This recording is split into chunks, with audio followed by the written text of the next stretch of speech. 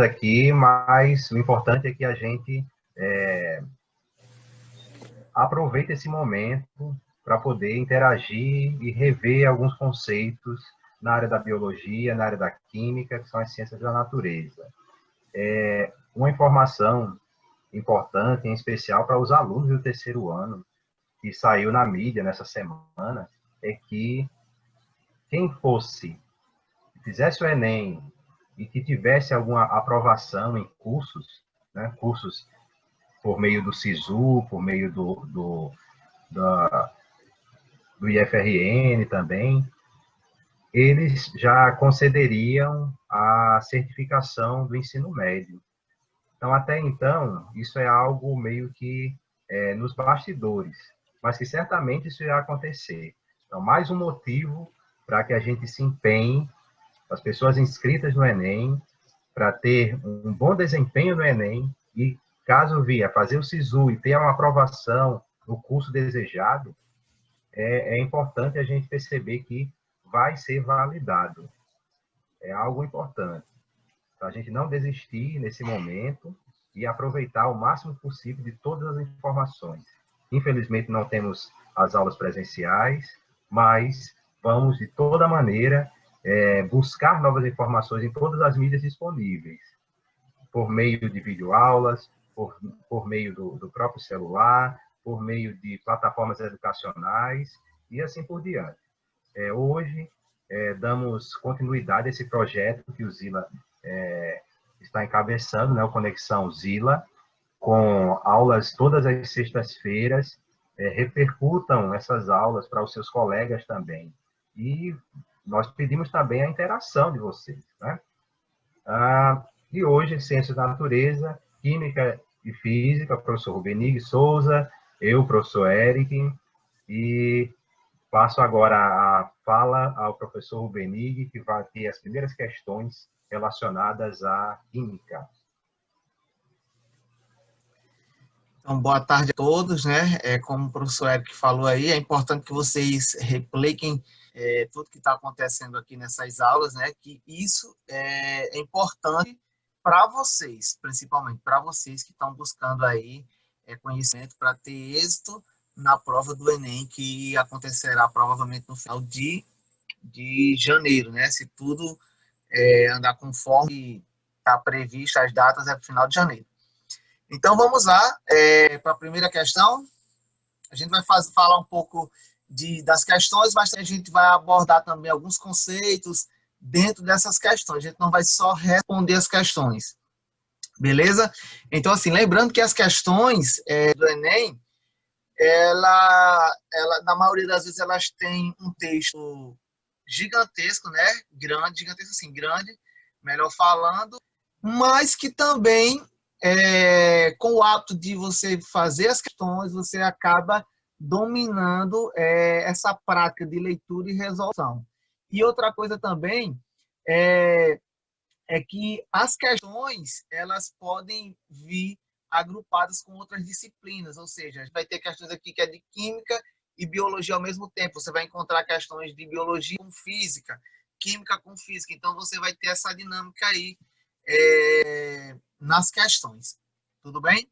Se outra coisa também, a gente começar, a gente vai demorar um pouco nas questões, porque a gente vai explicar conceito, passo a passo, tudo, mas durante a resolução das questões no Enem, vocês precisam fazer as questões em tempo hábil. Por quê? Porque são muitas questões em pouco tempo. Beleza? Então, vamos lá. Essa questão foi uma questão do Enem de 2019, e a questão diz o seguinte: intitulado Novo Sistema de Filosofia Química, né? Aí diz o nome de um livro, né? Que é do original, a New System of Chemical Philosophy, no qual continha 5 postulados, né? Que serviam como alicerce. Só aí, Eric. Que servia como alicerce da primeira teoria atômica, né, da matéria, fundamentada no método científico. Esses postulados são enumerados a seguir, ou seja, são postulados que são enumerados, que são 5, referente à primeira teoria atômica. Né? A primeira teoria atômica comprovada através de método científico. Por que a gente fala em fundamentada no método científico? Porque teve uma primeira teoria que não foi fundamentada no método científico, que foi a teoria atômica de Demócrito e Leucipo, que foi na época era apenas pensamentos filosóficos, então assim não teve a comprovação. Então a primeira teoria atômica foi essa, a segunda foi a de Dalton, mas fundamentada no método científico, a de Dalton foi a primeira, que é essa daí. Então, ouviu falar, leu em primeira teoria atômica, você já se liga, ou pode ser Dalton, se foi fundamentada no método científico, ou pode ser Demócrito e Leucipo. Como ele falando de método científico, então a gente vai atribuir como Dalton, a primeira teoria atômica. Então, tem os 5 postulados, né? A matéria é constituída por átomos indivisíveis, beleza. 2, o segundo postulado, todos os átomos de um dado elemento químico são idênticos em massas e em todas as outras propriedades, beleza, foi outro dado que Dalton apresentou. Terceiro, diferentes elementos químicos têm diferentes tipos de átomos, em particular, seus átomos têm diferentes massas. Quarto ponto que Dalton abordou, os átomos são indestrutíveis e nas reações químicas mantêm suas identidades. Beleza. Quinto postulado diz o seguinte, átomos de elementos combinam-se com átomos de outros elementos em proporções de números inteiros pequenos para formar compostos. Veja só, esse foi o postulado de Dalton, né? E aí diz o seguinte, após o modelo de Dalton, outros modelos baseados em outros dados experimentais evidenciaram, entre outras coisas, a natureza elétrica da matéria, a composição, a organização do átomo, a quantização de energia no modelo atômico. Com base no modelo atual, então, ele já está falando agora do modelo atual, beleza? Já não está falando de Dalton aí. Ó. Com base no modelo atual, que se escreve o átomo, qual dos postulados de Dalton ainda é considerado correto? Então, olha só. O modelo atômico atual é um modelo de Schreier, né? Que é um modelo baseado em nuvens eletrônicas, em consistência em uma região que tem uma probabilidade de ter elétrons. Ou seja, quase todos os postulados de Dalton não funcionam para o modelo atual. Quase todos os modelos. Aí só vai ter um, que aí pode ser do 1 até o 5. A matéria é constituída de átomos indivisíveis? Não. Hoje a gente sabe que o átomo a gente pode dividir em outras partículas, como prótons, como nêutrons, como quarks. Então, assim, vai ter várias partículas, quarks, então vai ter várias partículas dentro do átomo que pode dividir. Então, esse primeiro item aí já pode descartar. Todos os átomos de um elemento químico são idênticos em massa e todas as outras propriedades. Hoje em dia a gente sabe que não, todos os átomos de um mesmo elemento químico, ele pode ser não igual na massa. Por quê? Porque a gente vai ter isótopos, vai ter isóbaros. Então isso aí foi com o avanço das pesquisas que a gente percebeu que esse postulado de Dalton já não faz parte da atualidade. No terceiro também não corresponde ao modelo atômico atual, que diferentes elementos químicos tem diferentes tipos de átomos, em particular, seus átomos têm diferentes massas. Eu acho que eu já li esse, foi? Foi, já li esse aí, o terceiro. É o quarto. Os átomos são indestrutíveis e nas reações químicas mantêm sua identidade. Na verdade, os átomos hoje não são indestrutíveis. Eu posso pegar um átomo e, na verdade, bombardear e repartilhar o núcleo dele, transformar em outros 2 átomos. Então, a gente vê que a gente pode teoricamente destruir um átomo, na verdade, transformar ele em outros átomos de núcleo menor. E o 5, que é o correto, né? Os átomos de elementos combinam com átomos de outros elementos em proporções em números inteiros pequenos para formar composto. Esse foi o único postulado que permaneceu, tá certo? Item o item 5, né? Os átomos eles se combinam para formar outros elementos. Então, isso aí foi o único postulado de Dalton que permaneceu no modelo atômico atual. Tudo bem? Eric vai fazer uma agora ou eu faço as minhas?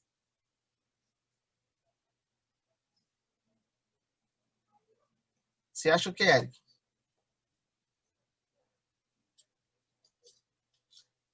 Eu faço as outras questões ou eu faço uma, você faz outra?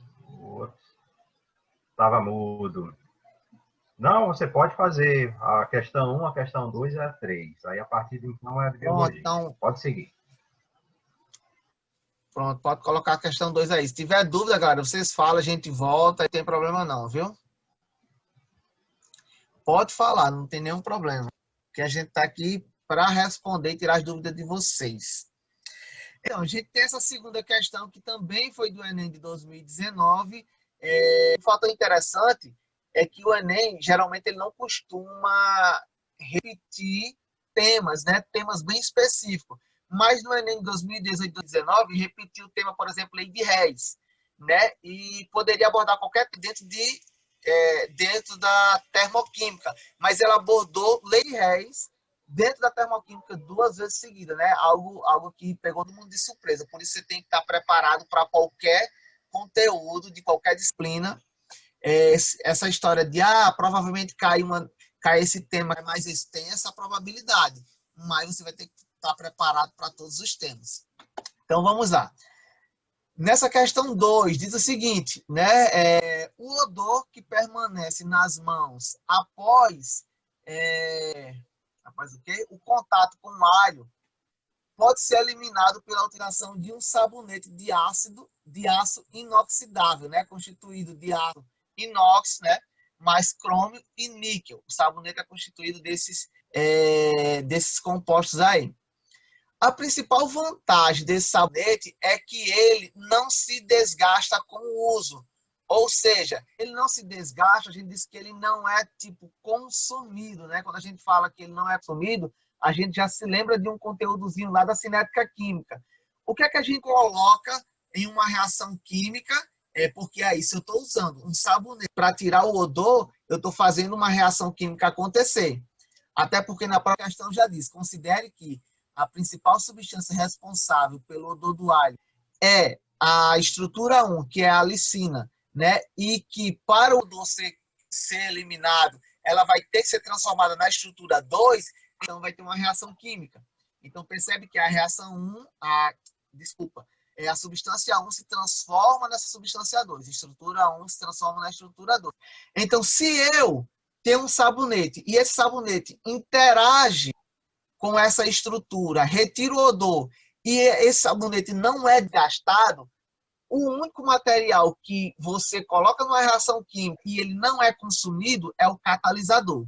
Então, percebam que o catalisador ele tem algumas propriedades, que é o quê? Acelerar a reação e participar de uma reação e não ser consumido. É como se eu quisesse que uma reação acontecesse, eu coloco uma substância A naquela reação, a reação acontece, e aquela substância que eu coloquei, que é o catalisador, ela não é consumida, ela só ajuda a reação a acontecer. Então, a resposta seria o catalisador.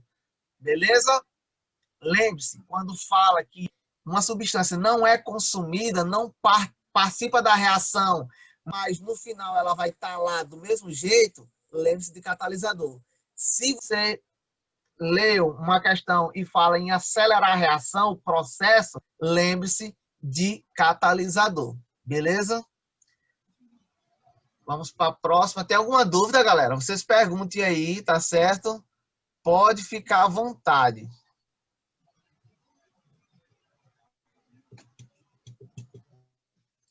Vamos para a questão 3.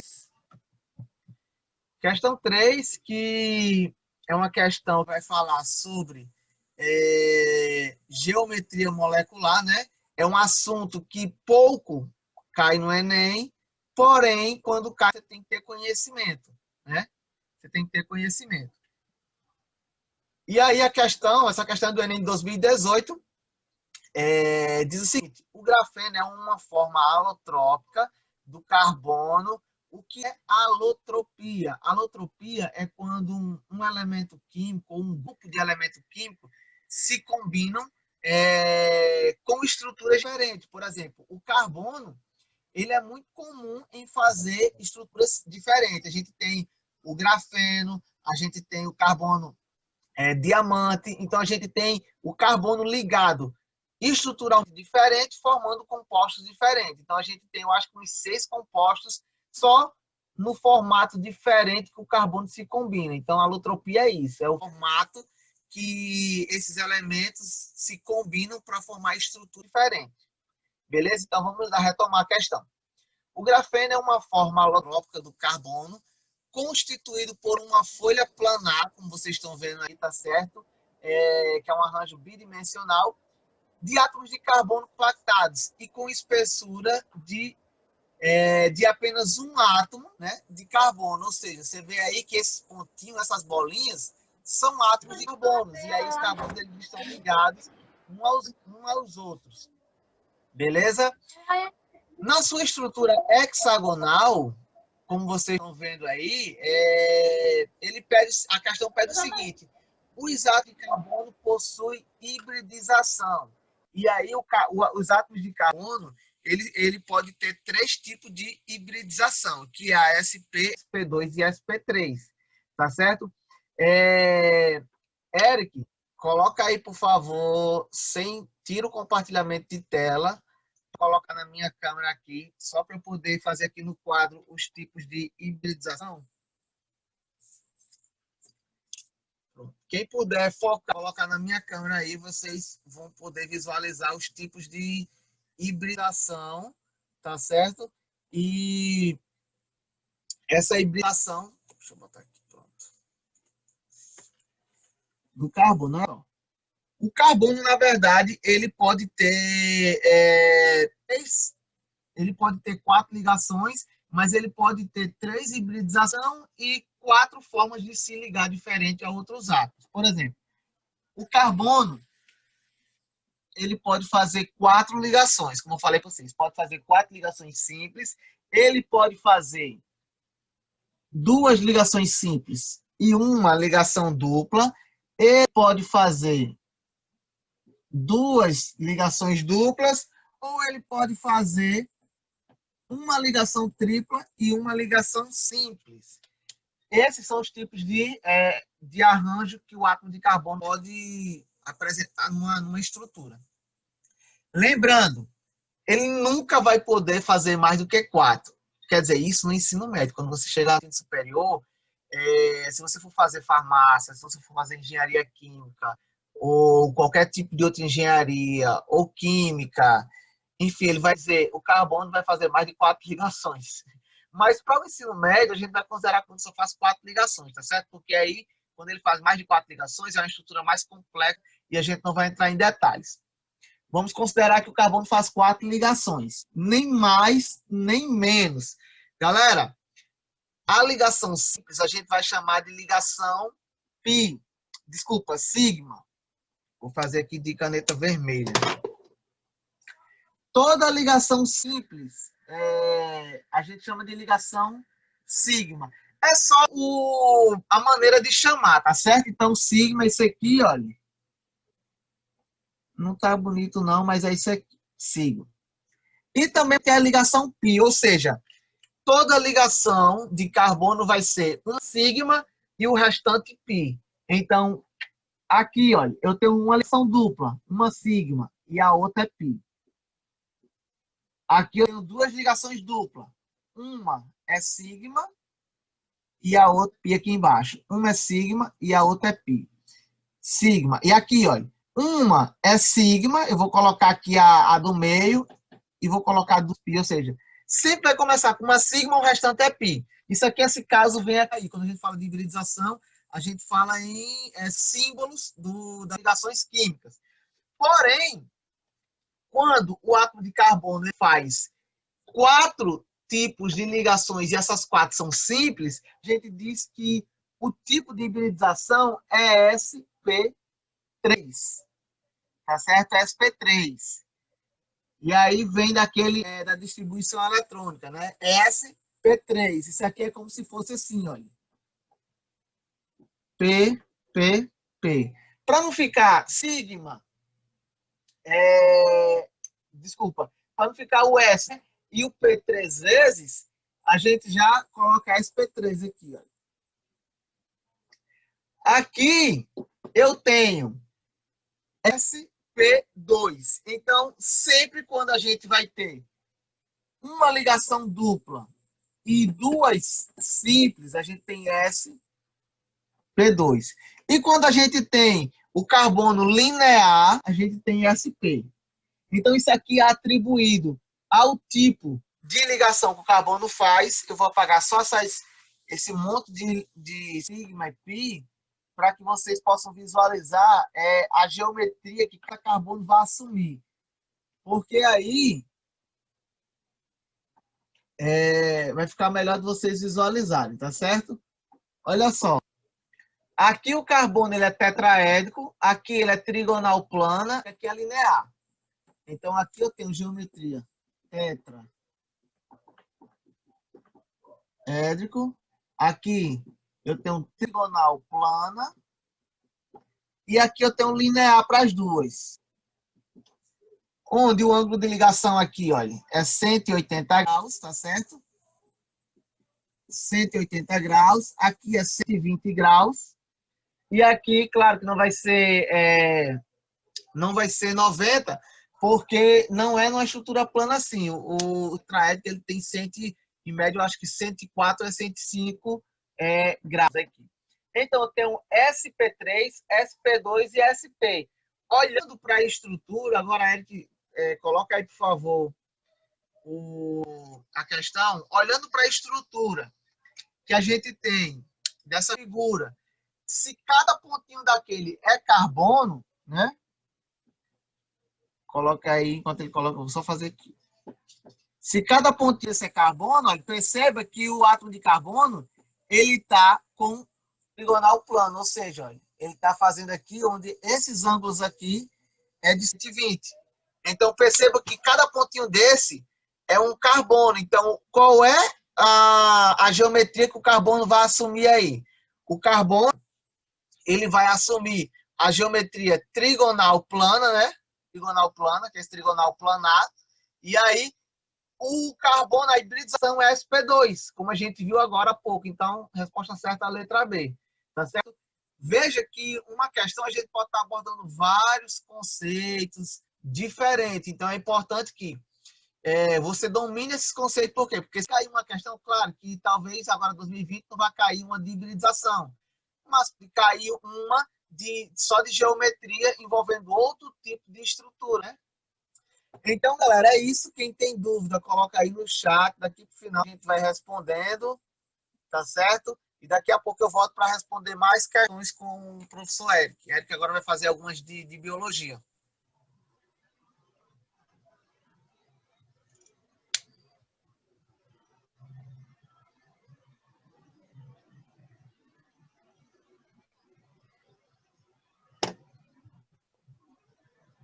Eric, tá sem microfone, você? Pronto, voltei. Pronto, voltou? Beleza.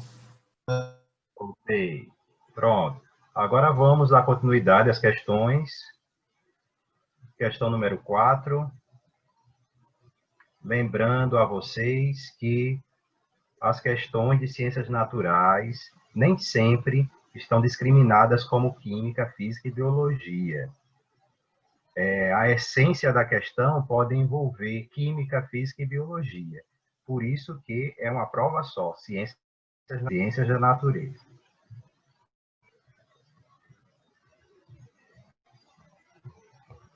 Estou avançando demais aqui, espera aí.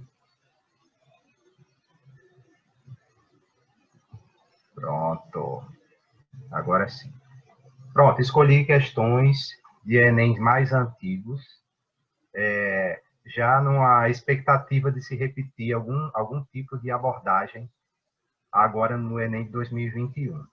O Enem 2021, nas questões biológicas, vocês podem, assim, apostar no sentido de biotecnologia, que é o uso do material genético, uso de DNA para construção de medicamentos, para até mesmo desenvolvimento de vacinas, que é o que está acontecendo nos dias atuais. E também podemos apostar na parte de meio ambiente, nos impactos ambientais que o humano tem provocado nos últimos tempos. Questão número 4, Enem 2013. Uma indústria está escolhendo uma linhagem de microalgas que otimize a secreção de polímeros comestíveis, os quais são obtidos no meio de cultura de crescimento. Na figura, podem ser observadas as proporções de algumas organelas presentes no citoplasma de cada linhagem. Qual é a melhor linhagem para se conseguir maior rendimento de polímeros secretados no meio de cultura? Aí nós temos que saber interpretar as figuras que serão mostradas, que irão ajudar bastante na resolução das questões. Temos essa figura, que é um gráfico, e aqui a descrição desse gráfico, no qual núcleo, retículo endoplasmático, complexo de Golgi e mitocôndrias, e o seu percentual dentro de cada uma dessas células, dessas microalgas. Como é que a gente interpreta esse gráfico? Observando a coloração, o núcleo tem cor cinza, esse primeiro, e estará presente aqui na parte de cima do gráfico. Vejam que todos os gráficos de todas as linhagens das microalgas apresentam uma coloração igual, e a mesma quantidade, 100% menos 80%, está aqui descrito, 20%. 20%.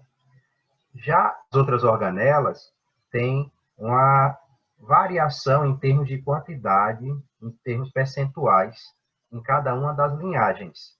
Vejam aqui, o retículo endoplasmático, aqui tem menos, aqui já tem uma quantidade maior, aqui já tem menos, aqui já tem uma quantidade bem maior em relação aos outros, e aqui um pouco menos. E a descrição está colocada numericamente as quantidades. Tanto aqui que tem mais, está aqui, 40%. Complexo golgiense, da mesma forma, as concentrações diferentes, mitocôndria, concentrações diferentes. Qual é a da questão? A questão, ela está querendo o quê? Os quais são obtidos no meio de cultura. A figura representa proporções de organelas presentes no citoplasma em cada linhagem. Eu preciso saber a função de cada uma das organelas para poder eu perceber qual é aquela linhagem que vai secretar mais polímeros comestíveis. E aí, vamos recordar, isso foi assunto lá do primeiro ano, que a gente não deve esquecer. As organelas, elas são estruturas presentes no citoplasma das células e que cada uma vai ter uma função similar, parecida com órgãos do nosso corpo. Portanto, existe organela responsável pela digestão, existe organela responsável pela respiração dentro da célula, existe organela responsável pela circulação de material dentro da célula, e aí nós temos os diversos tipos de organelas. Lisossomos, mitocôndria, complexo de retículo endoplasmático, e cada uma delas vai ter uma função determinada para garantir a sobrevivência dessa célula.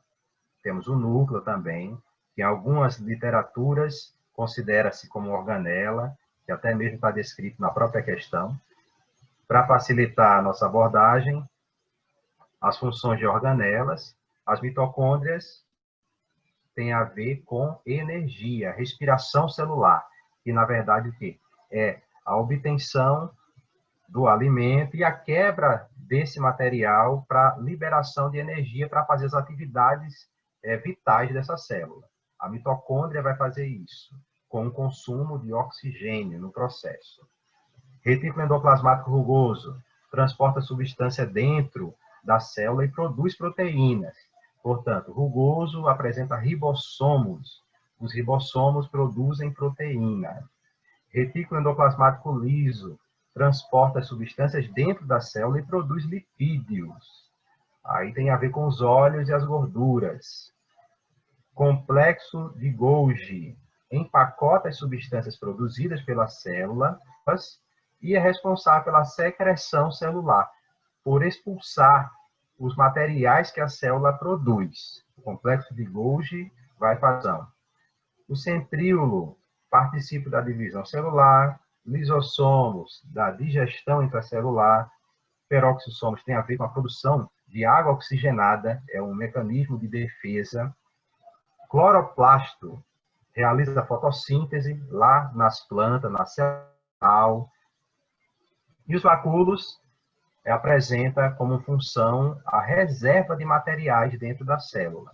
Então, essas são as principais organelas e as funções de cada uma delas.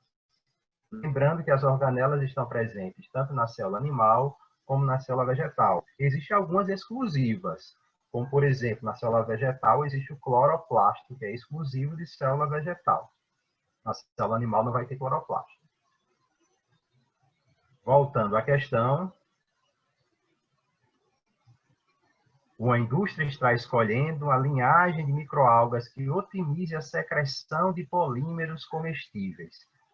Qual é a organela responsável por expulsar material, por promover a secreção, liberação de material para fora dela, fora da célula? É o complexo de Golgi. Portanto, se eu tenho linhagens que apresentem uma quantidade grande de complexo de Golgi, isso quer dizer que ela vai ser favorável na produção de mais material, de mais polímeros comestíveis, que é o objetivo dessa pesquisa, dessa indústria. Portanto, a alternativa que envolve uma quantidade maior de complexo de Golgi, está aqui, complexo golgiense, temos a linhagem 1 com 50% de complexo de Golgi. Portanto, ela vai produzir, vai liberar uma quantidade muito grande de secreções. E, por sua vez, está lá daqui a linhagem 1. Qual é a melhor linhagem para conseguir maior rendimento de polímeros secretados no meio de cultura? A linhagem 1. Portanto, a alternativa A dessa questão. Então, vejam que essa questão envolve conhecimento de células, mas é algo aplicado à indústria.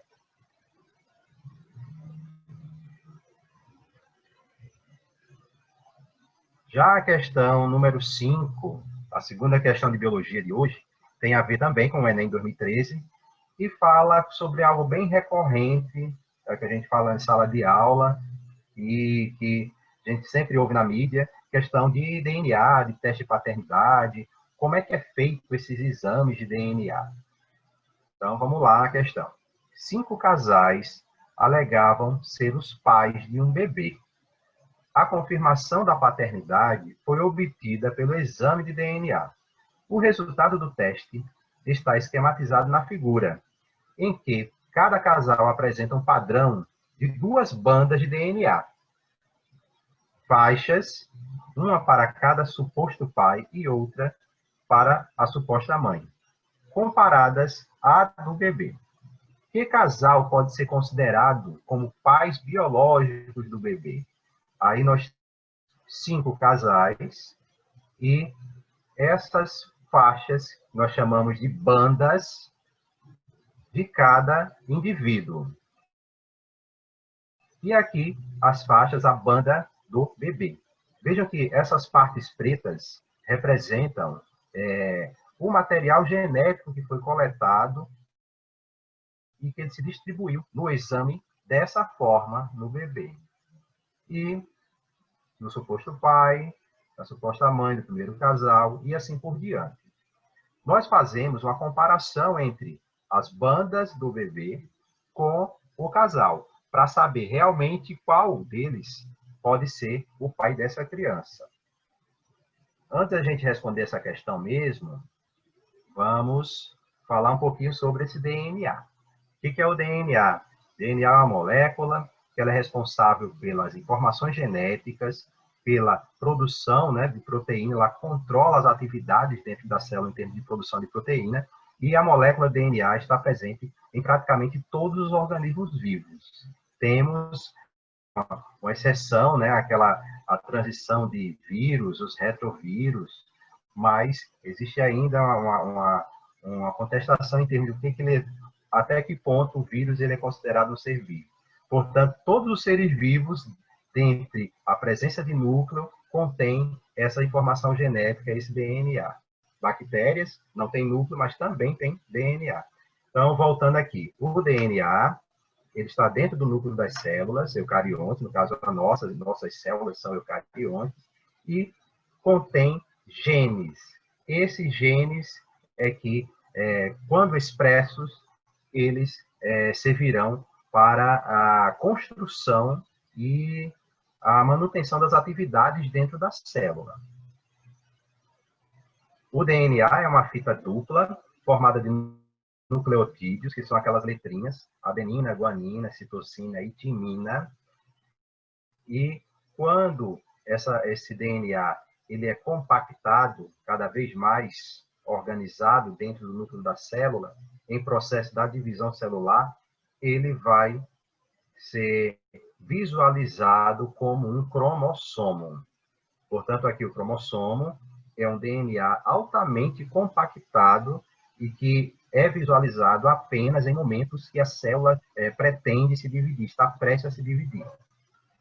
Em outros momentos, esse DNA ele está desenrolado na forma de cromatina, que é o que está na visualização aqui. Ó. Esses fios de cabelo são as cromatinas presentes neste núcleo.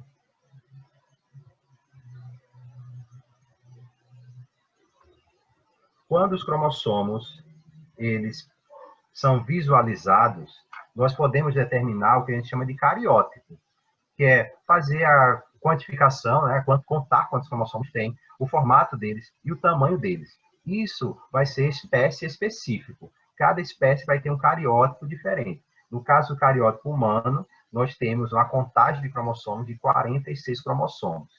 Esses cromossomos 46, eles se encontram em pares. São 23 pares. Por que em pares? Porque um cromossomo tem de origem materna e o outro tem origem paterna. Um veio do pai e outro veio da mãe. Portanto, todos nós somos a combinação, né? São 23 pares que vieram do pai e veio da mãe. Falando rapidamente a respeito daquele exame. O exame que foi feito para saber o teste de paternidade, o exame de DNA, ele passa por alguns processos. O primeiro processo é a técnica chamada de PCR. Vocês já devem ter ouvido falar, nos últimos tempos, daquele exame para descobrir se a pessoa está com vírus recentemente, a partir do PCR. Esse PCR nada mais é do que uma reação de polimerização em cadeia. O que é isso? Eu pego uma amostra muito pequena de informação genética, nesse caso o DNA, e eu vou amplificar esse DNA. Para quê? Para eu poder quantificá-lo depois. Eu amplifico e aí posso fazer de forma mais observável. Lembrando que o DNA é uma molécula muito pequena, não dá para ser visualizada antes da amplificação, mas depois da amplificação dá para ser feita essa visualização mediante um exame chamado de eletroforese, o teste de eletroforese. Aí aqui nós temos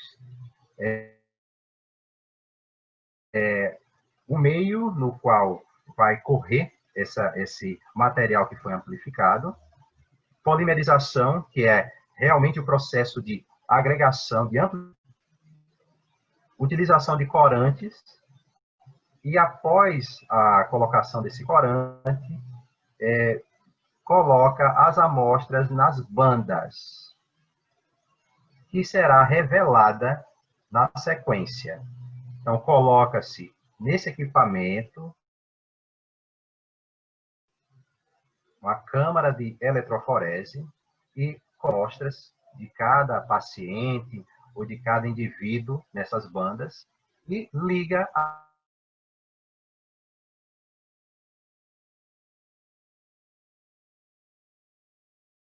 máquina.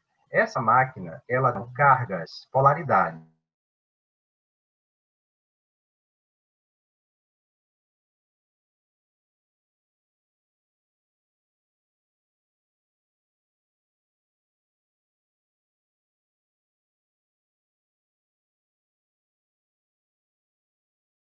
cargas, né? Carga positiva e carga negativa. Como a tendência dele, por reixos tendem a atrair, cargas opostas tendem a atrair. Na parte negativa, e liga o equipamento, o processo, esses rastros. E os rastros determinam o peso de cada parte desse DNA. Se o DNA ele for mais leve, ele vai correr mais rápido. Se ele for mais pesado, ele vai ficar no meio do caminho. Aí, dando essa impressão, esses rastros, que nós chamamos de banda. Aí tem a formação dessas bandas. Pronto, colocando aqui essa figura,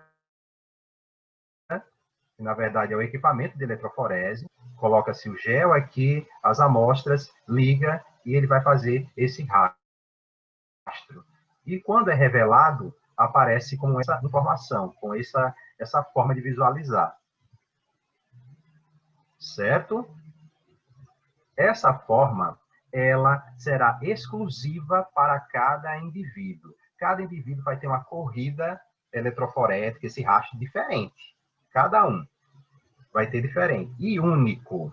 Voltando para a questão, eu falei um pouco a respeito dessa eletroforese, só para a gente perceber como é feito esse exame. Mas a questão, ela não vai exigir tanto de vocês. A questão vai ser muito mais simples. Basta a gente comparar a informação do pai, da mãe e do bebê. O bebê, ele precisa ter metade da informação da mãe e metade da informação do pai. Aí a gente faz simplesmente a contagem. Aqui, o bebê coincidiu com a mãe. Com essa e com essa daqui. Poderia ser. Segundo, aqui ele não coincidiu nem com o pai e nem com a mãe. Vejam que se ele não coincidiu nem com o pai nem com a mãe, e ele tem essa informação, é sinal que esse casal não pode ser pai dessa criança. Porque a coincidência tem que acontecer em todas as bandas do bebê para o casal. Metade da coincidência da mãe, metade da coincidência do pai. Certo? Então, aqui, ó. Aqui a gente já matou esse primeiro casal. Não é. Já no segundo casal, aqui coincidiu com o pai. Já esse daqui não coincidiu. Se não coincidiu, de onde veio essa informação do bebê? De outra pessoa. Então, dessa maneira, novamente aqui, o casal 2 também foi descartado. No casal 3, coincidiu com o pai, coincidiu com a mãe. Vamos ver, descendo aqui, ó, esse triplo aqui, coincidiu com a mãe. Aí tudo bem. Desci mais uma vez, esse daqui, ó, coincidiu, tanto com o pai como com a mãe. Ok também. Esse aqui também coincidiu com o pai. Já esses dois também coincidiram. Ó. Coincidiu aqui com a mãe. E com o pai também. E esse último coincidiu com a mãe. Se a gente for fazer a contagem, aqui, 1, 2, 3, 4, 5, 6, 7, 8 bandas. Dessas 8 bandas, 4 coincidiram com a mãe e 4 coincidiram com o pai. Então, vejam que eu já achei o casal que é realmente o pai desse bebê. Os pais desse bebê. E, na verdade, é o casal 3. Casal 3. Eu não preciso fazer com os outros, porque eu já coloquei a informação à prova aqui. Basta eu coincidir todas as bandas do bebê com o pai e a mãe. Certo? A alternativa correta é a 3. Já a questão número 6, também do Enem de 2010. Vamos falar dos corais. Os corais que formam o Banco de Abrolhos, na Bahia, podem estar extintos até 2050. Aí vem a questão de impacto ambiental, aí, né? Devido a uma epidemia. Por exemplo, os corais cérebro já tiveram cerca de 10% de sua população afetada pela praga branca. prevalente das 6 doenças identificadas em abrolhos, causada provavelmente por uma bactéria. Os cientistas atribuem a proliferação das patologias ao aquecimento global e à poluição marinha. O aquecimento global reduziria a imunidade dos corais ou estimularia os patógenos causadores desses males, trazendo novos agentes infecciosos. Aqui a referência, Ciência Hoje, a referência, e aqui. A fim de combater a praga branca, a medida mais apropriada, segura e de efeitos mais duradouros seria... Aqui temos as alternativas. Vou discutir a alternativa no final. Só para a gente relembrar o que é um coral, um grupo de corais, uma associação. É uma associação biológica que envolve... primeiro que a gente sempre confunde um pouco coral com algas ou com plantas, né? Mas que, na verdade, os corais eles são formados por uma comunidade, uma colônia de animais. E esses animais fazem parte do grupo dos quinidários, que corresponde às anêmonas, que todo mundo já deve ter visualizado, o Nemo, né? As anêmonas do mar, e os corais propriamente ditos, que na verdade são formações parecidas com anêmonas, que nós chamamos de pólipos, são menores, e vivem em colônias. Cada indivíduo desse é um animal que se alimenta, que respira. Agora, são animais sésseis, não têm a capacidade de nadar. É o formato do quinidário que a gente chama de pólipo, que fica fixo, preso no sedimento, nas rochas. Um outro tipo de quinidário, que não forma o coral, mas está muito associado, são as medusas. As medusas, sim, são tipos de quinidários móveis, mas aquela fase da medusa que ela está fixa, nós chamamos de pólipo.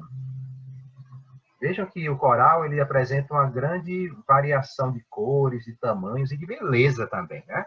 Os corais eles são considerados ambientes altamente importantes para a manutenção da vida no ambiente marinho. Ele é comparado como, né, assim, a associação dos corais, os recifes de corais, são comparados como as florestas, em termos de importância dentro daquela região. Se a floresta ela abriga vários animais, várias plantas diferentes, os corais também vão servir como esse meio de abrigo a esses animais marinhos. Porque, ao contrário do que muita gente possa imaginar, o oceano ele não é totalmente habitável. Ele apresenta faixas de pouca vida. E aquela faixa litorânea, ou a faixa onde apresentam próximo a ilhas, ou a próximo recifes de corais, aí sim é que tem uma grande biodiversidade. Só para a gente se situar, vamos falar das rocas, né? O atol das rocas. As rocas é uma estrutura de formação de coral, né? Chamado de atol, que é uma das mais importantes aqui do Brasil, dessa formação. E faz parte do território aqui do Rio Grande do Norte.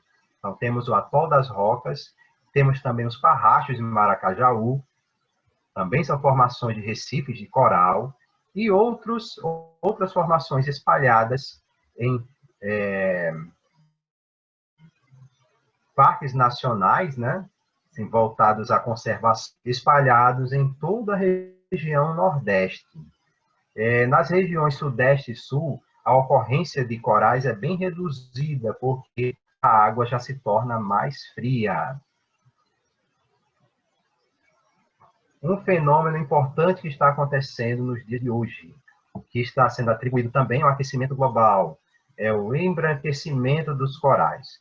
Os corais eles acabam morrendo devido ao aumento da temperatura média dessa água, como também a ação de agentes tóxicos nessa água, o que faz com que haja essa mudança na coloração, que, na verdade, ele vai perder sua vitalidade e acaba ressecando e virando apenas um esqueleto calcário, que alguns corais apresentam esse tipo de estrutura.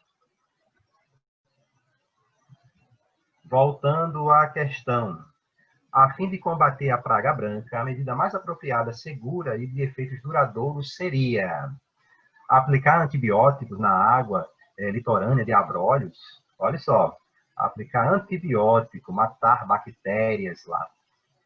Será que atingir apenas essas bactérias? E atingir uma série de outras bactérias que são essenciais àquele lugar. Isso é um tipo de poluição no lugar. É algo absurdo de alternativa. Substituir os aterros sanitários por centros de reciclagem de lixo? Bem, a gente está falando de um ambiente marinho. E aqui, aterro sanitário tem a ver com o ambiente terrestre. A relação já de impacto seriam impactos voltados ao lixo terrestre e não marinho. Alternativa C, introduzir nas águas de abrolhos espécies que se alimentem de bactérias causadoras da doença. A introdução de espécies em outros ambientes não costuma ser algo positivo, porque ela acaba destruindo a fauna presente nesse ambiente. Ela devora a espécie de interesse, mas também devora outras espécies nativas e provoca um desequilíbrio ambiental. Então, claro que não, né? Alternativa C, nunca. Aumentar mundialmente o uso de transportes coletivos e diminuir a queima de derivados de petróleo. Vamos ver. Criar uma lei que proteja os corais, impedindo que mergulhadores e turistas se aproximem dele e os contaminem. Vejam que leis já existem, mas ela não é suficiente para poder proteger os corais do embranquecimento.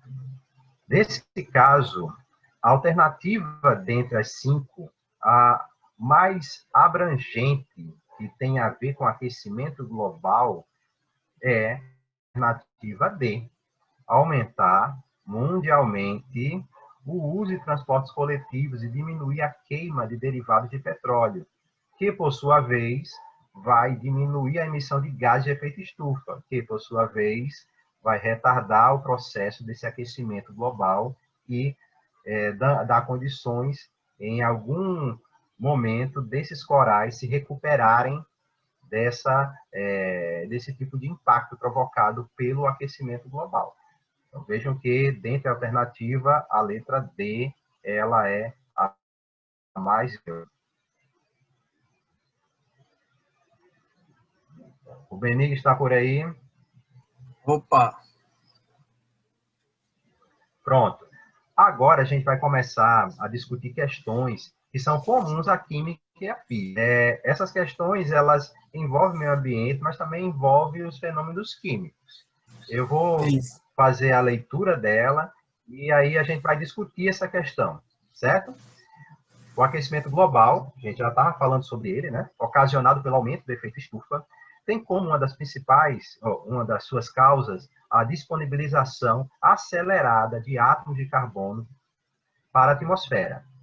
Essa disponibilização acontece, por exemplo, na queima de combustíveis fósseis, como a gasolina, os óleos, o carvão, que libera o gás carbônico, CO2, para a atmosfera.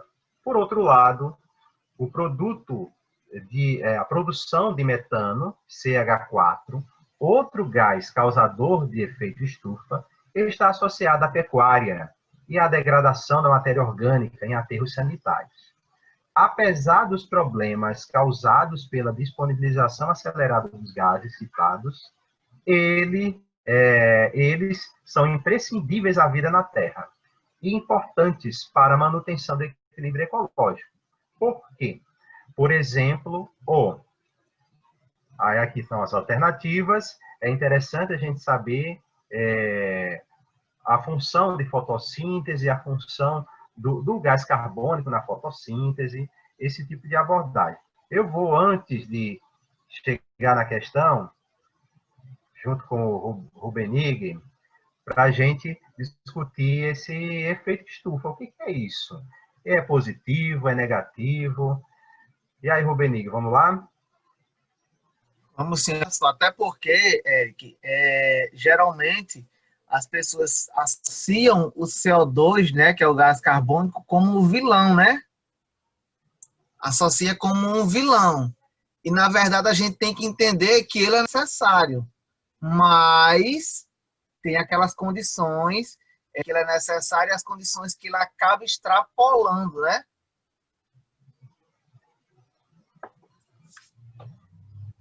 Pois é, isso mesmo. O gás carbônico, ele é fundamental para a formação de matéria orgânica. As plantas, elas precisam, e algas também, né, precisam de gás carbônico para poder incorporar e construir o seu próprio corpo, que, na verdade, vão formar a matéria orgânica, os compostos orgânicos, como um todo.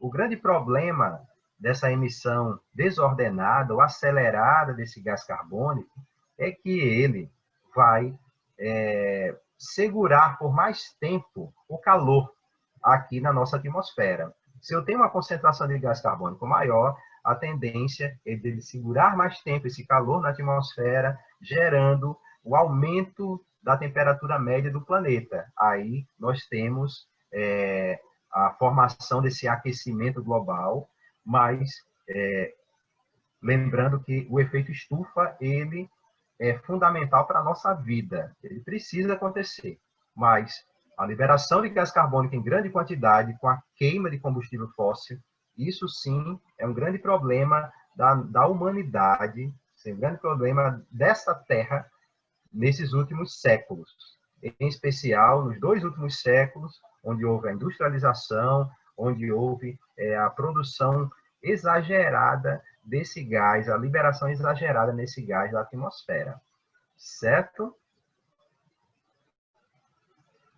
Só a gente relembrando a história da fotossíntese. A fotossíntese é um fenômeno que precisa da energia luminosa, acontece nas plantas e nas algas, né? São seres fotossintetizantes, e a fotossíntese ela vai precisar de gás carbônico e vai integrar o gás carbônico junto à água, mediante essa energia luminosa, gerando C6H12O6, que na verdade é a molécula de glicose, açúcar, e gerando também um subproduto, nesse caso, que é o oxigênio. Por isso que as plantas e algas são ditas produtoras de oxigênio, e produzem essa biomassa, que nesse caso representa o açúcar, glicose, carboidrato. Isso acontece nas plantas, na folha das plantas, graças a suas células apresentarem os cloroplastos. Então, o fato é que vai ser importante para poder capturar essa energia luminosa e transformar isso aí em energia química, na forma de composto orgânico, composto com carbono, nesse caso, os carboidratos. Olhem só, a luz, ela vai ser importante para que aconteça a conversão da molécula de água em oxigênio.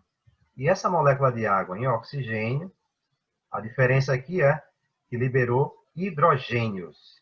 Esses hidrogênios serão importantes para se unirem ao gás carbônico, um outro momento da reação, para poder gerar o carboidrato, a molécula de glicose. Veja que tudo isso vai depender, primeiramente, da luz e a participação da água e do gás carbônico no processo. Voltando à questão número 7. Cadê? Apesar dos problemas causados, eles são imprescindíveis à vida na Terra, importantes para a manutenção do equilíbrio, porque, por exemplo, a alternativa daqui do gás carbônico, o gás carbônico, ele é fonte de carbono inorgânico para os organismos fotossintetizantes. Só um Porque pouquinho. Isso... Oi? Quando ele fala que o gás carbônico é fonte, né, de carbono inorgânico, é porque os compostos, a gente tende a lidar com os compostos orgânicos e inorgânicos, né? Então, o gás carbônico é um composto inorgânico. Quais são os compostos orgânicos? Os compostos que têm cadeias de carbono, né? Então, o CO2, que é o gás carbônico, é um óxido, né? É um óxido que vem das funções inorgânicas, que é ácido, bases, sais e óxidos. Então, o gás carbônico é fonte desse carbono inorgânico. E o CH4, sim, seria substâncias orgânicas. Mas aí também a gente não está citando o CH4, né? Só está citando lá em cima, mas cita de uma forma errônea, né? Ele diz que o CH4, que é o metano, que é fonte do carbono para o organismo fotossintetizante, a gente sabe que os organismos fotossintetizantes vai necessitar de quê? Do gás carbônico, e não do CH4, né? Metano. Então, por isso que vai estar associado o gás carbônico com os organismos fotossintetizantes. E esse gás carbônico vai fornecer o quê? O carbono que é inorgânico, nessa situação aí, para o gás carbônico. E outra coisa também, no item E, né, que ele fala que o gás carbônico é fonte de oxigênio molecular. Galera, o oxigênio molecular é o gás oxigênio. Então, o gás carbônico ele jamais vai fornecer o gás oxigênio, né? Quem é que vai fornecer o oxigênio, Eric? Que a gente tinha visto agora há pouco. A água, né? A água. Água. Então, o gás carbônico ele não vai, apesar do gás carbônico ter um átomo de oxigênio, ele não vai fornecer o composto molecular gás oxigênio, tá certo? Então, átomo é uma coisa, a galera até confunde. Átomo oxigênio com a molécula oxigênio. Molécula oxigênio é essa O2 que vocês estão vendo, que é a molécula do gás oxigênio, O2. E o átomo oxigênio é apenas o elemento que vai estar ligado a um outro elemento formando uma molécula que tem o oxigênio presente, né? Então é isso. Pois é, e esse questionamento é bem interessante. Por muito tempo, se pensou que o gás carbônico que fosse assimilado pela planta e aí seria liberado o oxigênio, que era a mesma substância. Simplesmente o gás carbônico entrava, era quebrado esse carbono, e aí o carbono era incorporado à planta e liberava o oxigênio.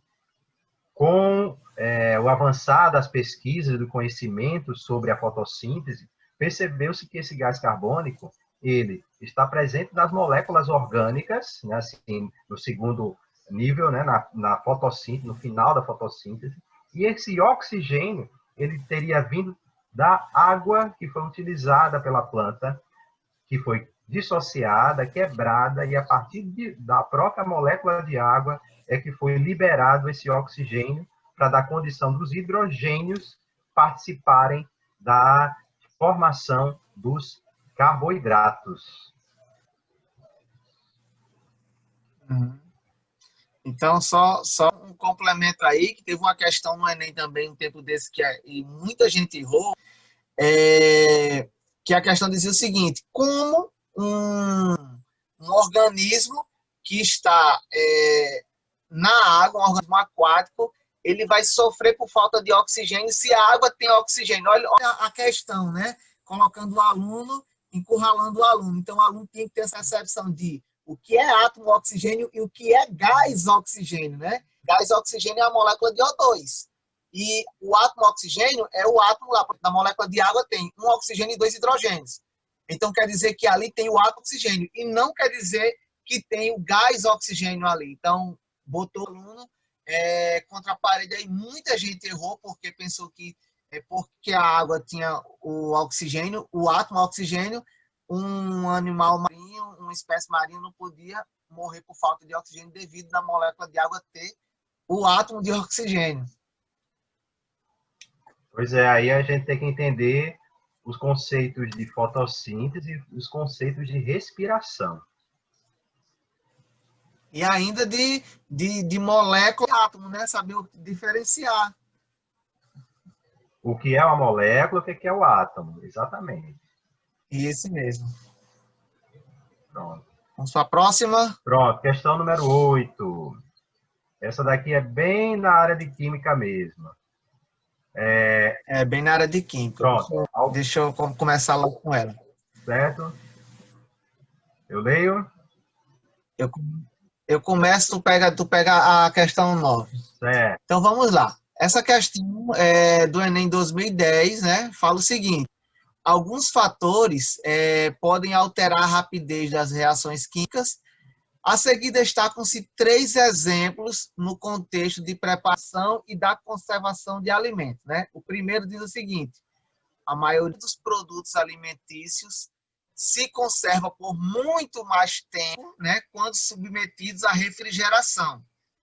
Esse procedimento diminui a rapidez das reações, que contribui para a degradação de certos alimentos. Ou seja, ele fala que quando a gente coloca um alimento dentro da geladeira, né, o processo de rapidez da reação é diminuído, ou seja, a reação acontece de forma mais lenta, né? Então a degradação é diminuída. No item 2 diz o seguinte: um procedimento muito comum utilizado em práticas culinárias é o corte de alimento para acelerar o seu cozimento. Caso não se tenha uma panela de pressão, ou seja, é como se a gente pegasse uma carne aqui, quisesse cozinhar, a gente cortasse em pedaços menores e ela ia cozinhar muito mais rápido do que se eu pegar o pedaço maior inteiro, tá certo? E o terceiro item diz o seguinte: na preparação de iogurtes, adiciona-se ao leite bactérias produtoras de enzima que acelera as reações envolvendo açúcares e proteínas lácteas. Com base no texto, quais são os fatores que influenciam a rapidez das transformações químicas relacionadas aos exemplos 1, 2 e 3, respectivamente? Tu colocou alguma figura nesse ou não? Não, isso não tem, não. Não? Então, Não. galera, olha só. Essa é uma questão típica de cinética química, né? Geralmente estudada lá no segundo ano, na segunda série, onde a gente vai estudar os fatores que influenciam a velocidade da reação, né? A taxa. Esse nome velocidade da reação não está mais nem sendo usado, então vocês prestem atenção, se no Enem vai cair velocidade da reação, rapidez da reação, taxa de desenvolvimento da reação ou taxa de reação. Tudo é a mesma coisa. Taxa da reação, taxa de desenvolvimento da reação, rapidez da reação ou velocidade da reação. Velocidade é o que está sendo deixado do lado, né? Geralmente os pesquisadores não estão usando mais esse termo, mas possa ser que venha cair.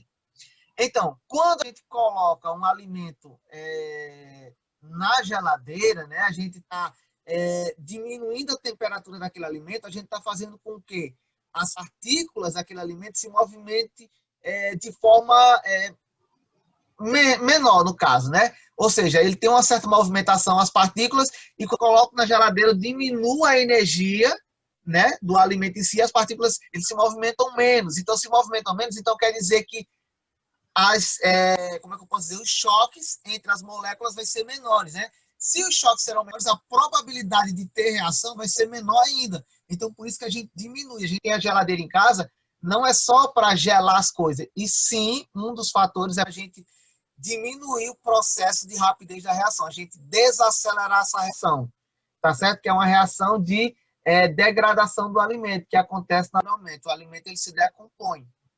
Então, a gente usa isso aí.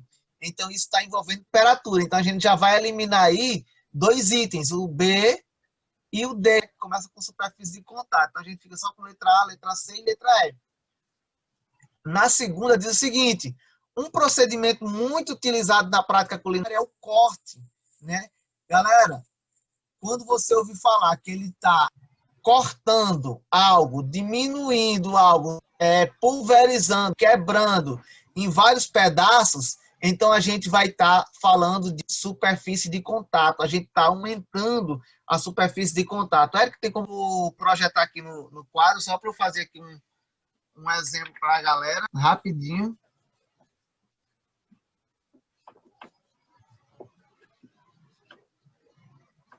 Eu sempre faço esse exemplo na sala de aula para a galera. Eu acho que quem pagou fez o segundo ano comigo deve lembrar disso. Por exemplo, você tem uma folha de papel aqui e você tem essa mesma folha de papel, só que picadinho aqui, ó, cortado. Essa mesma folha, mas toda picotada, ou seja, eu cortei, né? E aí eu pego e coloco fogo nas duas, nesses dois sistemas ao mesmo tempo. Qual vai pegar fogo mais rápido? Esse aqui. Por quê? Porque eu aumentei a superfície de contato. Do mesmo jeito, se tenho um bloco de madeira, coloco fogo aqui e essa mesma madeira eu tenho em pedacinhos pequenos. Se eu colocar fogo nas duas situações, quem vai entrar em combustão, na verdade, queimar mais rápido? Esse que está quebrado aqui, que está cortadinho. Então, eu aumentei a superfície de contato, eu aumentei a área de contato. Então, quanto maior a área de contato, maior vai ser a velocidade da reação, ou taxa de desenvolvimento da reação, ou rapidez da reação, ou taxa de reação. Tá? Esses termos aí podem ser utilizados. Pode voltar lá. Para a gente ver qual é o item que a gente já pode eliminar, né? Então, a gente tem superfície de contato, então a gente só tem letra A e letra C, porque começa com temperatura, superfície de contato. Temperatura, superfície de contato. A gente já elimina a letra E aí. Já elimina a letra E. E aí, na 3, na paração de iogurtes, né, adiciona bactérias produtoras de enzimas. Veja, sempre que eu falar em acelerar, né, acelerar a reação, colocar qualquer substância, e eu estou falando de catalisadores. E aí, no item 3, bem claro, diz bactérias produtoras de enzima que aceleram as reações. Então, a gente vai ter catalisadores biológicos, né, como são as enzimas, é isso, Érico? E vai ter outros catalisadores que são substâncias orgânicas, substâncias inorgânicas. Então, aí a gente já fica com o item C, que é temperatura, o 1, o 2 é superfície de contato e o 3 é catalisadores. Quer complementar, Eric, alguma coisa? Pronto, é isso mesmo. Como você já falou, as enzimas, elas são catalisadoras biológicas, né? Elas aceleram as reações químicas que demorariam muito tempo para acontecer. Aí, se eu coloco uma enzima, acontece de uma forma muito mais rápida.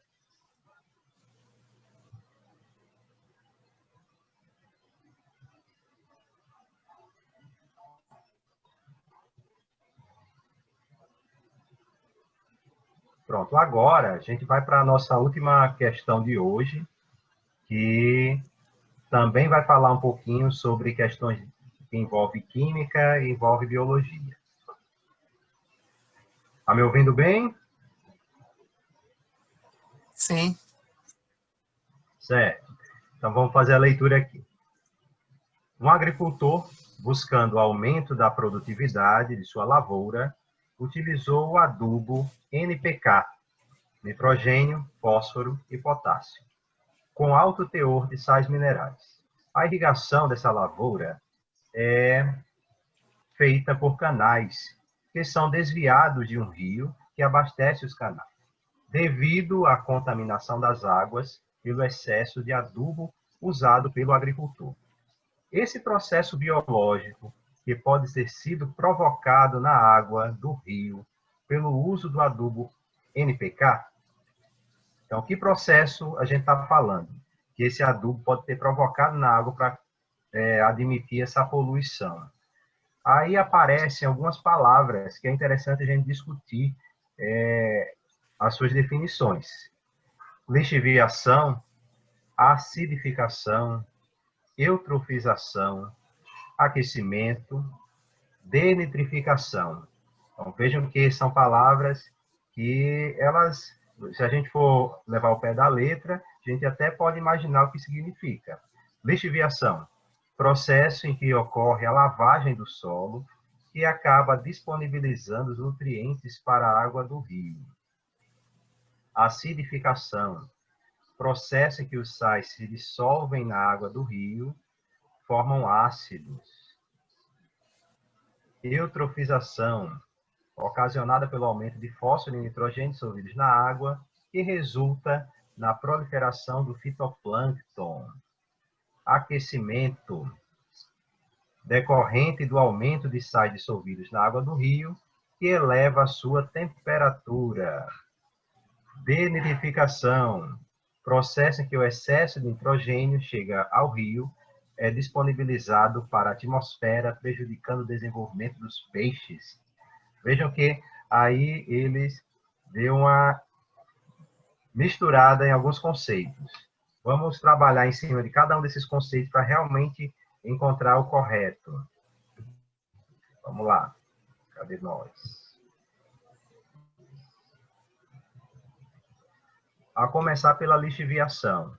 A lixiviação tem a ver com realmente o carrear de segmentos. Esse carrear vai até um curso de água e que vai provocar uma alteração nesse curso de água. Isso aí está correto. Pode até alterar as suas propriedades físico-químicas, essa lixiviação. Lembrando que a lixiviação tem a ver muito com processos de erosão. A própria erosão do solo, ela vai carrear material, sedimento para a água, podendo provocar o assoreamento, que é a redução do curso de água, mas também pode provocar a mudança nas características físico-químicas dessa água. É isso, Roberto? Isso mesmo. Aí já a acidificação, o que é isso?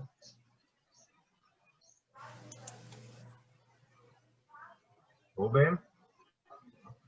No caso, a acidificação é tornar algo ácido, né? Fazer com que aquilo fique ácido. Quando você vai acidificar, você está fazendo uma reação química onde um ácido vai ser formado ali a partir dessa reação química. Tá certo? Então, a acidificação é isso. Tem a acidificação, a alcalinação, né? A gente diz uma reação alcalina, a gente está fazendo reações básicas, né? Então, geralmente, quando trata de solo, a gente vai tratar com solo ácido ou solo básico, né? E aí tem aquela questão da pH 7, que é um neutro. Mas aí, dependendo para que você quer o solo, você pode ter um solo muito ácido, muito básico, ou neutro, ou um pouco ácido, um pouco básico, né?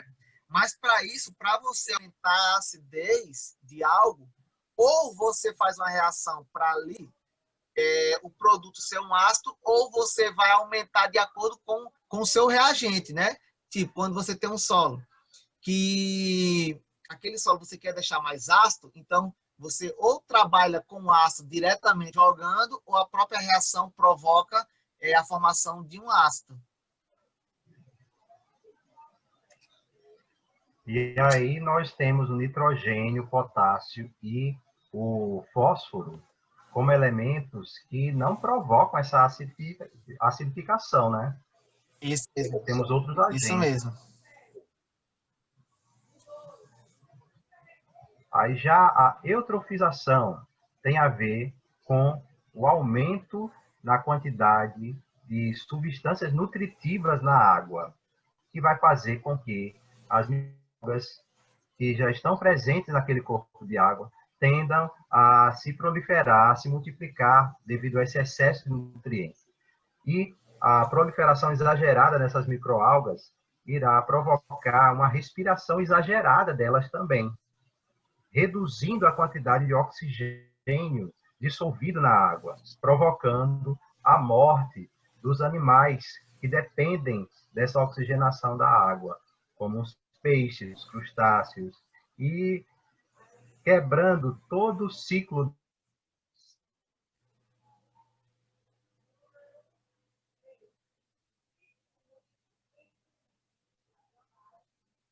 de cadeia alimentar, de teia alimentar naquela região, provocando que o corpo da água se torna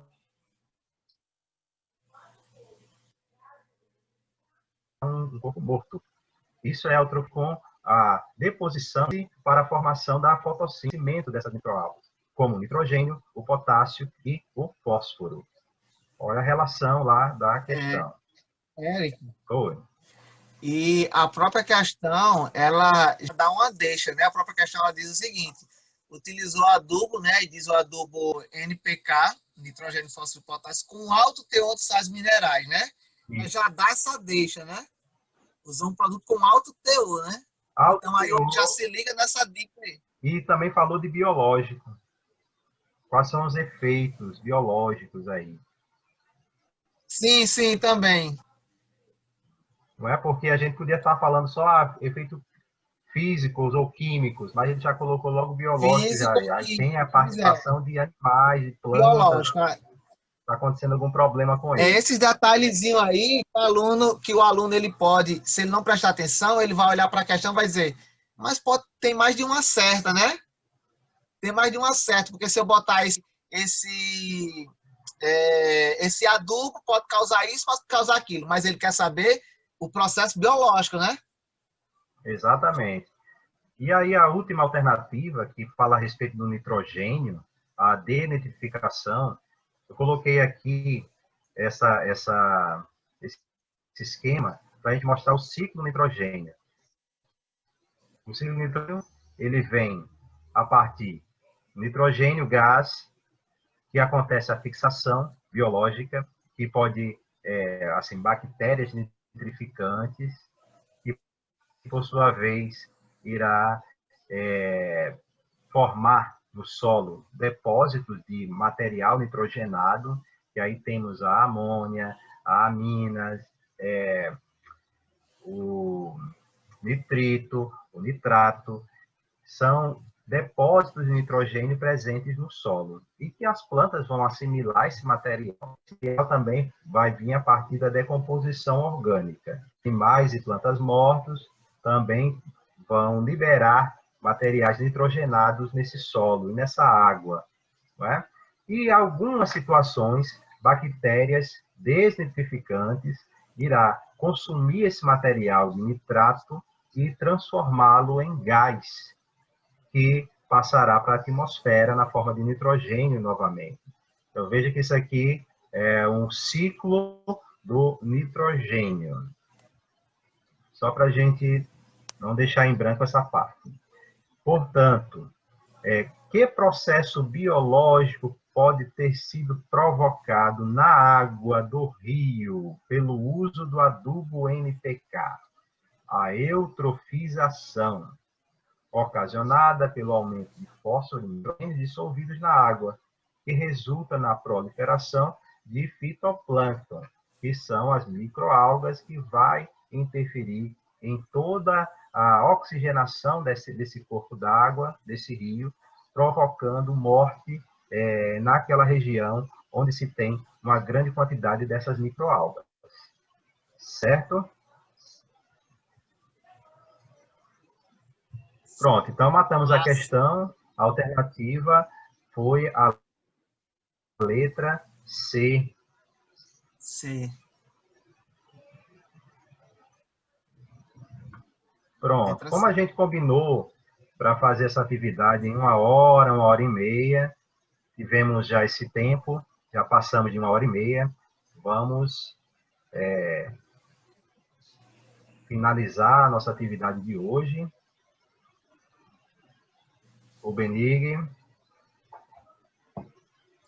E aí eu agradeço, né, mais uma vez a todos que participaram aqui. É sempre um prazer poder ajudar os alunos a conquistar algo, né? Eu que vim de escola pública, então, assim, conquistar algo, pensar no futuro, traçar objetivos, traçar metas, e uma das metas ser entrar em uma universidade federal. Não tem coisa melhor do que isso, né? Já passou 1 hora, já tá com 1 hora e meia já aqui a gente. Isso, Eric. Já estamos com 1 hora e meia. Mas é isso. Eu agradeço de coração. Se puder, a gente vai estar novamente aqui, fazendo mais questões com vocês, discutindo, trazendo mais coisas. A gente quer isso. A gente quer ajudar vocês a chegar lá na frente e perceber quando chegar lá na frente mesmo, perceber que vocês realmente foram frutos, né, do Zila Mamed. Pronto, agradecendo a participação de todos vocês, apesar de não falarem, não abrirem o vídeo aí para a gente ver também como é que vocês estão, mas espero que todos estejam bem nesse momento e que a gente nunca deve desistir. Estamos aí na véspera do Enem, não devemos imaginar também a questão de concorrência, não, mas devemos ter essa responsabilização. Vamos assumir, eu tenho material, eu preciso estudar, vamos aproveitar isso. Mas eu não vou terminar o terceiro ano. Falei aqui no início que existe essa abertura, essa perspectiva de aproveitar a nota do Enem e a aprovação, né, nos exames de seleção, no SISU, que é o grande sistema, o ProUni também. Essa aprovação ela já vai lhe garantir a certificação do ensino médio. Isso segundo o secretário de Educação que falou recentemente. Vejam que mais um motivo para a gente não desistir. Eu vou repetir o outro ano. Olha só, se a gente conseguir focar e ter essa meta, esse objetivo, certamente no próximo ano nós não estaremos falando de terceiro ano, e sim estaremos falando do ensino superior, certo?